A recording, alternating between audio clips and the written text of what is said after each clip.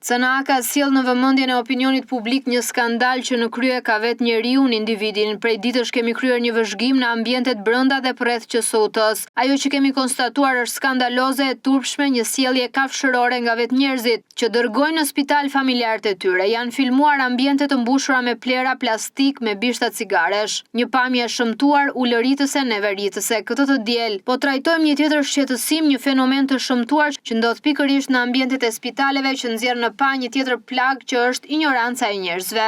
Nëse do të marrim të paktën rreth 7 vitet e fundit, e gjithë bota i është nënshtruar dhe po lufton me viruse, infeksione që kanë sjellë qindra mijëra jetë të humbura. E gjithë bota është në alarm dhe ndërmerr masa të repta në lidhje me higjienën, duke sensibilizuar dhe njerëzit që në ambiente të mbyllura, institucione të tjerë të përdorin masa mbrojtëse si maskat apo mjetet të tjera. Por kjo nuk ndodh në Shqipëri, të paktën jo në ambientet e QSUT-s. Ajo që kemi konstatuar është skandaloze. Në ambientet brenda spitalit apo në korridore mblidhen grupe njerëzish, 10 deri në 20 persona që mbushin korridoret apo hollet. Në një kohë kur jemi në sezonin e gripit dhe mjekët bëjnë apele, tregojnë se rastet me viroza janë shtuar. Nëpër spitale kemi njerëz që qëndrojnë në grupe, dëgjohen teksa kolliten, teksa zhurmojnë, duke krijuar një ambient që të ngjan më shumë me një kafe dhe jo një spital. Vetë ata që dërgojnë familjarët e tyre në spitale për t'u operuar, për t'u trajtuar apo për të marrë ndihmë mjekësore nuk respektojnë as kushtet minimale të higjienës, mos grumbullimin, mbajtjen e një maske apo distancën nga personat e tjera apo pacientët për të cilët një infeksion apo një virus mund t'u arrëndojë gjendjen e tyre shëndetësore. Kjo në fakt është papërgjegjshmëri dhe ignorancë, njerëz që nuk kanë as etikën as edukatën të kuptojnë se në spitale është kryesor një ambient i pastër, por vetë me dorën e tyre sigurohen ta kthejnë në një kosh plerash. Një skandal i vërtet që tregon qytetar, nëse mund t'i quajmë të tillë, që hyjnë pa maska dhe grumbullohen në korridore, duke vënë në rrezik serioz shëndetin e pacientëve të shtruar dhe të stafit mjekësor. Pavarësisht paralajmërimeve të qarta për masat mbrojtëse dhe distancën fizike, shumë persona tregojnë papërgjegjshmëri totale. Ata lëvizin nëpër pavionet, takohen në grupe dhe shpesh injorojnë çdo rregull të sigurisë. Kjo sjellje nuk është vetëm e rrezikshme, por vërtet e pakuptueshme,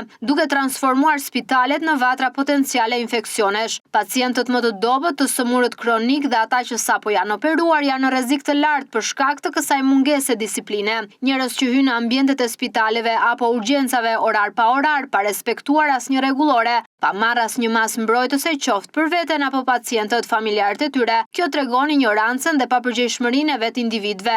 Stafi mjekësor i cili përpiqet të ruajë sigurinë shpesh ndihet i pafuqishëm përballë papërgjegjshmërisë së vizitorëve të pacientëve. Pasojat që mund të kenë sjellë kjo ignorancë dhe mungesë papërgjegjshmërie, tolerimi i këtij fenomeni mund të çojë në shpërthime infektive brenda spitaleve, duke rrezikuar jo vetëm pacientët, por edhe komunitetin e gjerë. Papërgjegjshmëria në spitale është një fenomen që nuk duhet të tolerohet më.